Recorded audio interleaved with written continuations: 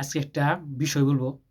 সেটা হচ্ছে আমি ফার্স্ট যে সঙ্গে পাসওয়ার্ড বানাইলাম, মানে বিদেশে সম্বন্ধে যারা প্রবাসী ভাইয়েরা একটু ভিডিওটা একটু স্কিপ করবেন না, শুনবেন, বুঝবেন ইনশাআল্লাহ। যারা নতুন আসতেছেন বিদেশ, হ্যাঁ? প্রবাসে যারা আসবেন, শুনলে কাজে লাগবে ইনশাআল্লাহ। আমার যে ঘটনাগুলো ঘটছিল, আমি এগুলো নিয়ে একটু আলোচনা করব আজকে। আসলেও বাস্তব সত্য ঘটনা ভাই। ঠিক আছে? ১ম ফার্স্টে থেকে আমি ঘটনাটা বলবো। ঠিক আছে? কেউ স্কিপ করবেন না। স্কিপ করলে বুঝবেন না। ঠিক আছে? যারা নতুন আসতেছেন বিদেশে তারা একটু ধৈর্য সহকারে শুনবেন এগুলা। শুনলে কাজে লাগবে ইনশাআল্লাহ। ফার্স্টে যদি আমি আ পাসপোর্ট বানাইতে যাই, আমার বাড়ি আপনারা জানেন টাঙ্গাইল। আমি পাসপোর্ট বানাইতে গেছি ময়মনসিংহ। টা ডাইরেক্ট আমি ময়মনসিংহ অফিসে গেছি। হুম? যারা বিদেশে আসবেন তাদের উপকার হবে ইনশাআল্লাহ আশা করি। ওইখানে যাই আমি কম্পিউটারের মাধ্যমে কাগজপাতি সই করি। কম্পিউটারের কাছে যাইয়া কিছুটা ৳৫০০ দিয়ে আমি কাগজপাতি সব সই কইরা নিজে সবকিছু সাইন-টাইন দিয়ে আমি পাসপোর্ট অফিসে দাঁড়াইছি ভাই। দাঁড়ানোর পর আ প্রায় ১ ঘন্টা হয়ে গেছে। ১ ঘন্টার পর আমার সিরিয়াল আসছে। তারপরে আমি দিছি কাগজটা জমা দেওয়ার পরে ডাইরেক্ট আমাকে ক্রস চিহ্ন দিছে। যারা প্রবাসে আসবেন ভাই আসলে শুনবেন, শুনলে ভালো একটা বাস্তব ভাই, একদম বাস্তব ঘটনা ভাই। কেউ স্কিপ করবেন না। ক্রস একদম ক্রস মেরে দিল। মানে শূন্য মেরে দিছে। আমি কই, "কিরে? সবকিছু ঠিক করলাম। হয়তো ভিডিও একটু লম্বা হতে পারে। একটু শুনবেন।" আ কি হইল কি? আমি জিজ্ঞেলাম, "স্যার কি সমস্যা?" কয়, "এগুলো হয় নাই। এগুলো এই আওড়া করে।" মানে সবকিছু এলোমেলো। কয়, "এগুলো হয় নাই। আপনি পরে আবার ভালোভাবে কইরেন আসেন।" আমারে কয়। আমি কই, "করলাম কি রে? ১-১.৫ ঘন্টা দাঁড়ায় থাকার পরেও এই কথা হলো। কাগজপাতি সব ঠিক আছে আমার। সবকিছু ওকে। কেন আমার নিচ্ছে না?" এটা ২০২২ সালে ভাই। হুম? ঘটনা ঘটছে। তারপরে দাঁড়ায় রইলাম ১০-১৫-২০ মিনিট দাঁড়ায় রইলাম। কোন পাইতেছি না, বুদ্ধি পাইতেছি না। কি করা যায়? একজন লোক আসলো। কয়, "কি হইছে ভাই?" আমি কই, "এই ঘটনা। ওইখানে নিতেছে না, কাগজপাতি জমা নিল না। আমি সবকিছু ঠিক করছি।"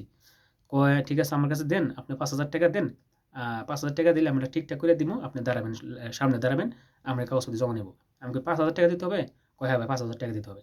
আমি কই, "৳৫,০০০ দিতে পারব না ভাই। আমার কাছে টাকা নাই।" কয়, "তাহলে আপনি কি করবেন করেন।"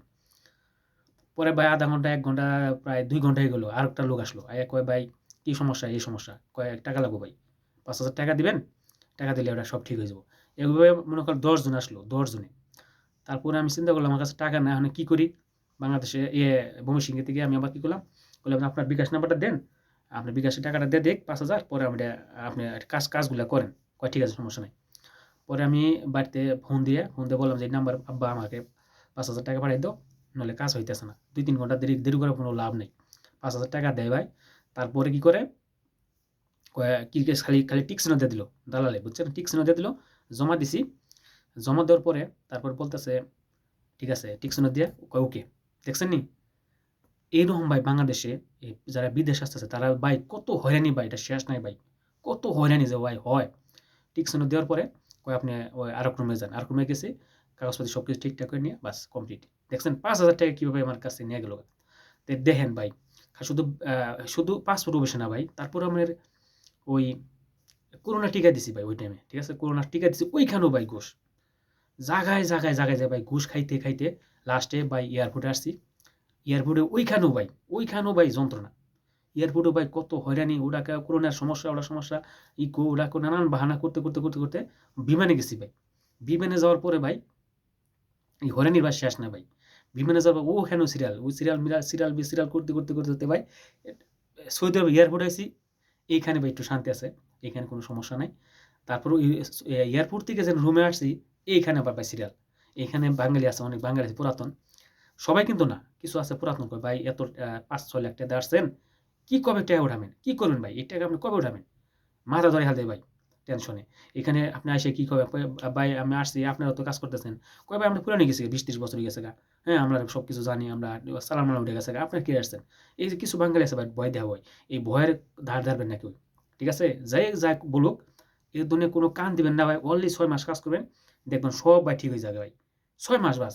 অনেক হয়রানির পরে আসেন ভাই প্রবাসে। ঠিক আছে? তারপরে ৬ টা মাস থাকবেন ইনশাআল্লাহ। যারা আসবেন ইনশাআল্লাহ সব ঠিক হয়ে যাবে ভাই। অনেকে অনেক কথা বলে ভাই। ঠিক আছে? এগুলা কোনো কানে দিবেন না ভাই। ঠিক আছে?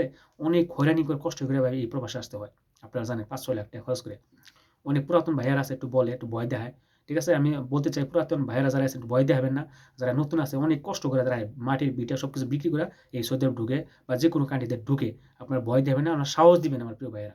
সাহস দিলে একটা কিছু হয়। আপনার সাহস না দিলে তো তারা কিছুই করতে পারবে না। অবশ্যই সাহস দিবেন ইনশাআল্লাহ কাজে লাগবে ভাই। তো ভালো থাকবেন। একটু ভিডিওটা লম্বা হইলো।